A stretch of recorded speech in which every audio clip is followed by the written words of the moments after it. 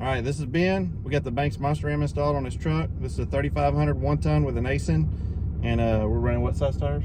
38 1350 22s on 22 by 10.5 BMFs. Okay, this is going to be his first impression, first time he's driven it since we installed it. Oh, I can already tell you it's different. That right Feel a little bit more low end. Yeah, 'cause remember I told you the this ASIN's just not a jackrabbit start. Now it's like.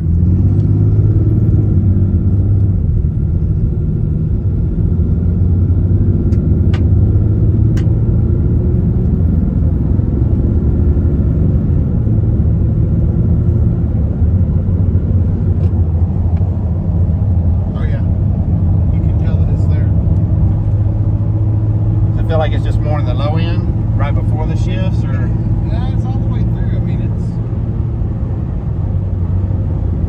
it's having to relearn itself as far as changing gears and all that.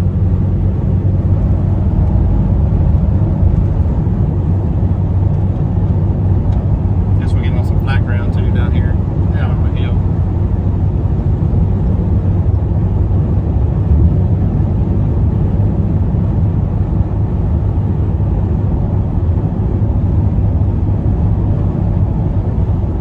it's louder as well. The air, it's still sucking more air for sure. And he does have the Banks, what, the air induction Yeah. intake.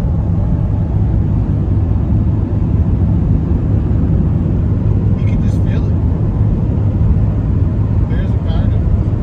We've also got the pedal monster. Yeah, and he drove this truck basically, what, 5 hours to my house? Yes. So he's been in it today, in the current weather, in the condition. Just ran it 5 hours down to my house this morning, so what he can tell difference immediately. You think it's significant enough? Or? I'd tell people to buy it. All right, so we got the Banks Monster Ram on the table. This is your factory one.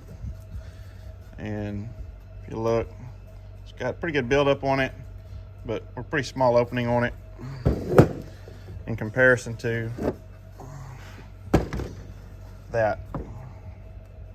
So, pretty big difference. Got the grid heater in it. We've got a stick grid heater in it right here. Gonna finish tying up all. We got to put the plugs in it, and we got the truck done. So we'll go ahead and get that done, and then we'll see how it runs. Okay, it's the next day. I drove home about 400 miles with the Banks intake box, everything they just released for the 5th gen Rams. I'm rolling right now about 90 miles an hour, hitting 20.8, 21 miles per gallon, rolling on 38s with a 4.5 inch lift kit, 5 inch lift kit. But I can tell a noticeable difference in power and then sound. You can hear it sucking a lot of air. But other than that, Banks totally on mark. So it's the next day, and like I said, I've got about 500 miles under the belt now, and I absolutely love it. You can hear it. Way to go, Banks. Okay, so we installed this Banks Monster Ram on Ben's truck about a week ago. They made a trip up to the Rockies, and he said it's just amazing. He loves the truck with it. He said his mileage is better, and that low end is a little better. I'm not affiliated with Banks in any way. This is just a video. We installed the product, and we're just kind of doing a full review on it. He's had it on there. I wanted to give it some time, a good week. One of the things that we did notice is we did disconnect the batteries when we installed it. So it was shifting a little funny when we put it together. But he said after about 200 miles, that ASIN relearned again, and it was shifting great again. And he just absolutely says it's worth the money. So just wanted to put that back out to you. The other thing that I have is I'm going to show you the tools that you don't have to have, but this will definitely make your job easier. Working with those Cummins fuel lines, they're tight in there. And so to be able to get them snug and tight and be able to get them off, it's easy to have the right tools. This is not an expensive kit. I mean, these sockets are like 12 bucks. I think this wrench set's like 30 or 40 bucks. And a good magnet. And I've also got some flange crow's feet. So real quick, you're gonna need the 19 millimeter. This is a flange crow's foot here.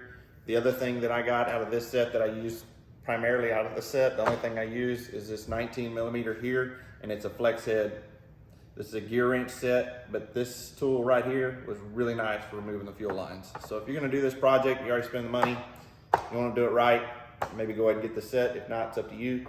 I also got this set on Amazon. They were very inexpensive. I think it was like 20 bucks. These fuel line, it comes in a 19 and a 22. I couldn't find it individually, so I went ahead and purchased this. And I did use this to torque a few of the fuel lines. The other tool that you're gonna need is this magnet. And you need a good magnet. Don't just try to use a cheap one, because you have to take that grid heater out and there's one bolt directly under that grid heater. And you want a good magnet that'll hold that bolt, because you don't want to drop it in the intake. And I did have to grind the ribs off of the edge of this one so that it would fit in the hole. But you just drop it down in there, you start that bolt, and then you pop it off, and then you can just get your Allen head down in there and tighten it. So anyway, just some of the tools you need. Appreciate you watching the video. Please hit that like and subscribe down in the bottom right-hand corner. We'll catch you on the next review.